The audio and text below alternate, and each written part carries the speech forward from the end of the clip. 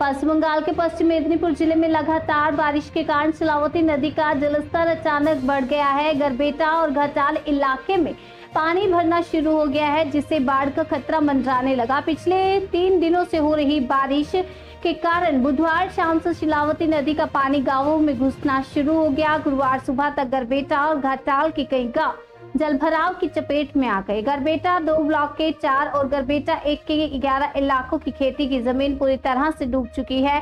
घाटाल और चंदकोना 2 ब्लॉक के कई हिस्सों में पानी भर गया और कई बांस व लकड़ी के पुल बह गए, जिससे गांवों का संपर्क टूट गया। धर्मपोता इलाके में नदी के किनारे की मरम्मत में लगी एक जेसीबी मशीन भी पानी में डूब गई, जिससे काम रुक गया। प्रशासन का कहना है कि बांकुड़ा जिले और अन्य ऊपरी क्षेत्रों में छोड़ा गया पानी शिलावती नदी में आने के कारण यह स्थिति बनी है।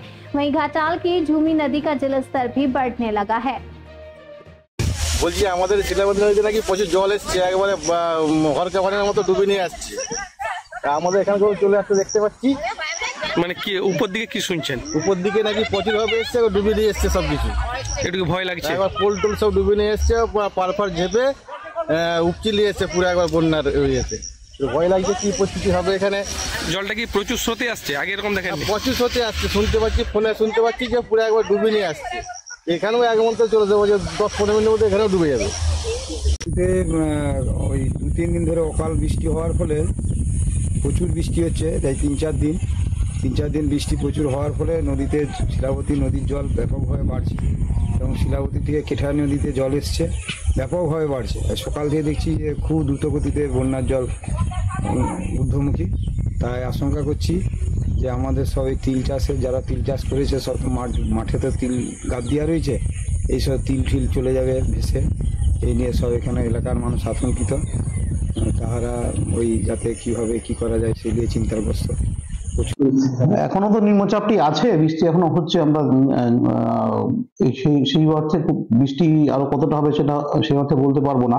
তবে বিগত 2-3 দিন ধরে যে বৃষ্টিটা হচ্ছে, সেই বৃষ্টিতে গড়বেতার সাইডে বেশ কিছু জলস্তর বেড়েছে, শিলাবতীতে আমরা যেটা দেখেছি, এবং তার ফলে চন্দ্রকোনাতেও এখন এই মুহূর্তে জলস্তর বাড়ছে, বাঁকা পয়েন্টেও জলস্তর বাড়ছে। যদিও এখনো বিপদ সীমার নিচেই আছে জলস্তর, তবুও জলস্তর বাড়ছে।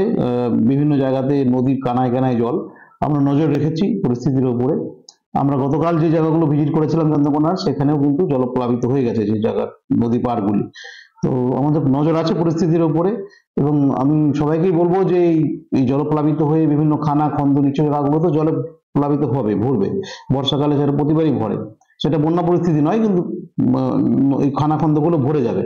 এই উৎসাহে মাছ ধরা এবং বাচ্চাদেরকে সেখানে চান করতে নিয়ে যাওয়া বা বাচ্চারা সেখানে খেলাধুলো করা, এরকম করতে গিয়ে যেন অযথা প্রাণহানি না হয়। এবং সাপের কামড় হলে অবশ্যই হসপিটালে যোগাযোগ করবেন। এখন অবধি সমস্ত যানবাহন ব্যবস্থা সব ঠিকঠাক আছে, কোনো সমস্যা নেই।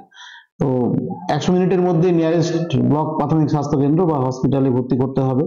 সাপের কামড়ের চিকিৎসা কিন্তু সরকারি হসপিটালেই হয়, কোনো নার্সিংহোমে সাপের বিষের যে অ্যান্টিভেনাম সিরাম যেটা থাকে না। এই জন্য অনুরোধ করবো, সাপে কামড়ালে অবশ্যই ঘাটাল হসপিটাল অথবা চন্দ্রকোনা হসপিটাল অথবা বীরসিং হসপিটাল, এই যে হসপিটালগুলি আছে সেখানে সাপের বিষের ওষুধ থাকে, সেখানেই ভর্তি করবেন এবং 100% রোগী বাঁচানো সম্ভব হবে, এটুকু আমরা গ্যারান্টি দিয়ে বলতে পারি।